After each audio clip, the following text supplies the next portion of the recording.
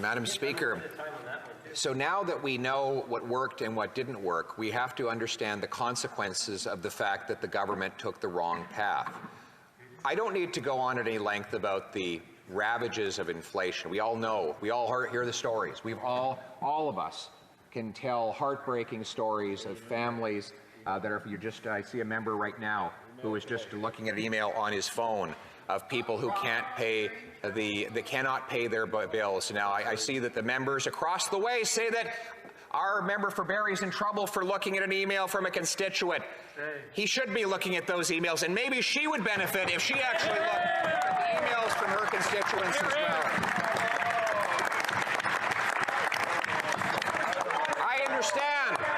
I understand that if she were to do so, that it would be a great burden on her personal guilt.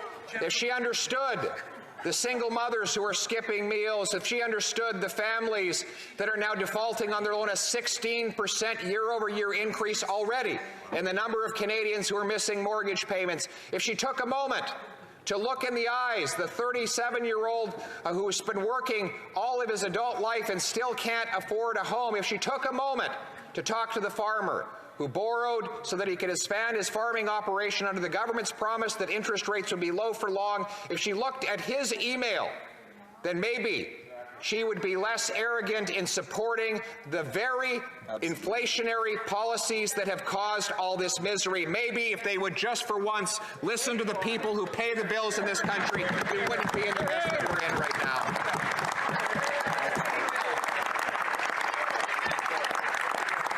And this was also predictable. The great Nobel Prize winning economist Milton Friedman said, and I quote, "Inflation is taxation without legislation. Inflation is always and everywhere a monetary phenomenon in the sense that it is and can be produced only by a more rapid increase in the quantity of money than in output. Central bankers always try to avoid the last big mistake. So every time there's the threat of a contraction in the economy, they'll overstimulate the economy by printing too much money. The result will be a rising roller coaster of inflation, with each high and low being higher than the preceding one. Rapid increases in the quantity of money produce inflation," said the greatest expert on monetary economics in the history of the world, so recognized by the Nobel Laureate Committee, the great Milton Friedman. Or there's Thomas Sowell, one of the greatest economists ever. He said, "It is a way to take people's wealth from them without having to openly raise taxes. Inflation is the most universal tax of all. The first lesson of economics is scarcity," he said. "There is never enough of anything to satisfy all those who want it. The first lesson of politics is to disregard the first lesson of economics," said Thomas Sowell. And the great Hayek said, "With government in control of monetary policy, the chief threat in the field has become inflation. Governments everywhere and at all times have been the chief cause of the depreciation of the currency. Though there have been occasional prolonged falls in the value of metallic money, the major inflations of the past have been the result of governments either diminishing the coin or issuing excessive quantities of paper money. A great many of the activities which governments have universally undertaken in this field and which fall within the limits described are those which facilitate the acquisition of reliable knowledge about the facts of general significance. The most important function of this kind is the provision of a reliable and efficient monetary system, something this government has failed to provide." And furthermore, the great Frédéric Bastiat, and the philosophe, a French philosopher, serves only to facilitate the transmission of these useful things from one to another. When legislators, having ruined men by war and taxes, persevere in their idea, they say to themselves, "If the people suffer, it is because there is not enough money. We must make more."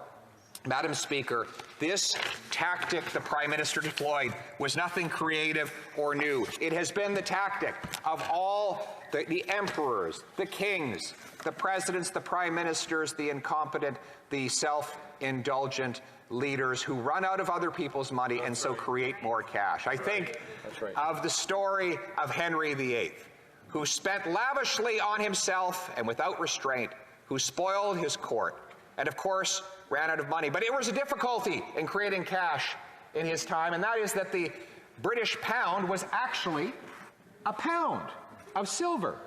And when you run out of silver, you run out of the ability to make money. So he had this coin, a silver coin. What was he going to do? How could he create cash when it was created by silver? And he had no more silver left. He'd already spent all of the silver. You know what he did?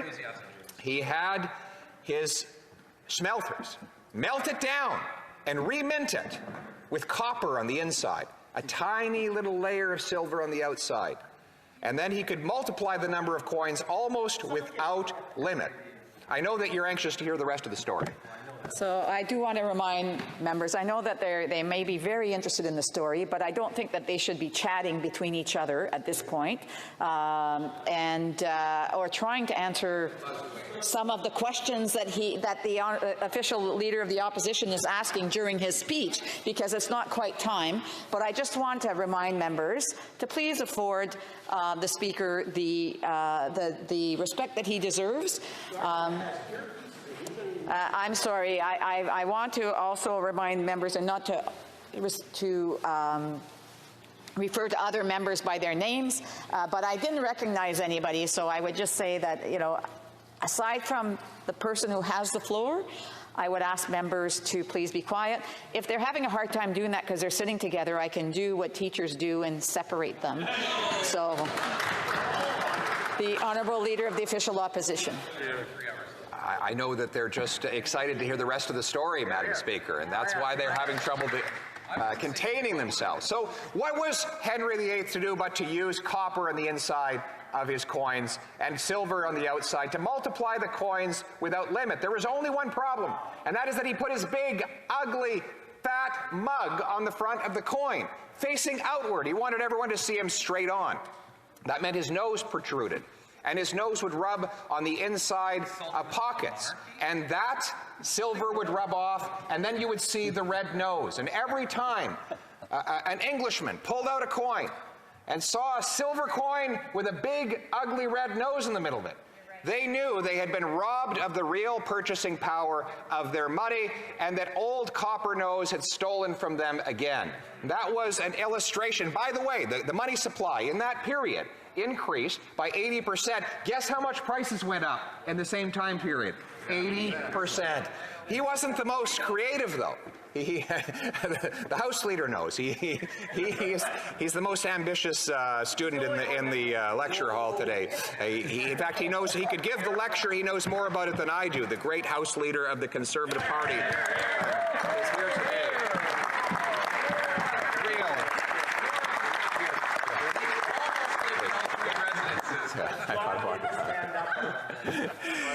But he was not, you know that Henry VIII, despite his creativity of his copper coins, was not the most creative at all. I would say that Dionysius was even more creative in generating new cash. Dionysius was, let me tell you about Dionysius, then you can tell me about Diocletian afterwards. Dionysius was a Greek ruler of the island of Sicily. Yes, the Greeks at one time ruled Sicily. I know it's now Italian. You don't have to tell me that. I know that. But back then it was Greek.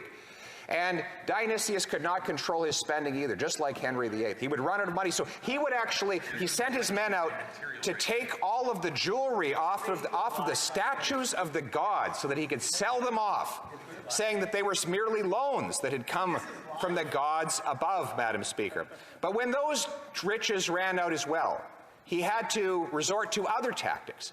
And so what he did is he took all of the coins that he had collected. They were called drachmas. That is the Greek word for what we would call a dollar. And every coin was 1 drachma. So he said, I have a simple answer. Why don't we just mark a 2 in place of the 1, and all of a sudden we'll have twice as many drachmas. Now, I hesitate to share this story in front of the Prime Minister because I do worry that he might simply turn every loony into a toonie and every toonie into 4. you run out of money, you can always create more, right? But so please, to the Liberal friends across the way, please don't tell this story to the Prime Minister, okay? Thank you very much. We have a bargain. This is strict secret. And by the way, if you're listening out there, you were sworn to secrecy as well. Do not tell the Prime Minister. We do not want to give him any ideas. But the result, of course, was that all of the working people on the island were effectively had a real cut in their purchasing power of 50%. Yes, they had the same number of drachmas, but half as many coins. And so each drachma would buy half of what it would. He literally cut the wages of the people in half, but he was able to spend those coins before the inflation had sat in. So in other words, he was able to enjoy the newly created riches for the brief instant in time that they lasted before inflation melted them away, and then it was the people that lost the purchasing power. And so it is with so-called quantitative easing. It is always the bankers and the government insiders that touch the new money first and therefore enjoy the riches most splendidly. And the working class only get those dollars when they trickle down from the top, and they no longer have their purchasing power. That is why we must, and when I am Prime Minister, we will, once and for all, put an end to trickle-down economics. It doesn't work, it never works, and I will never allow it.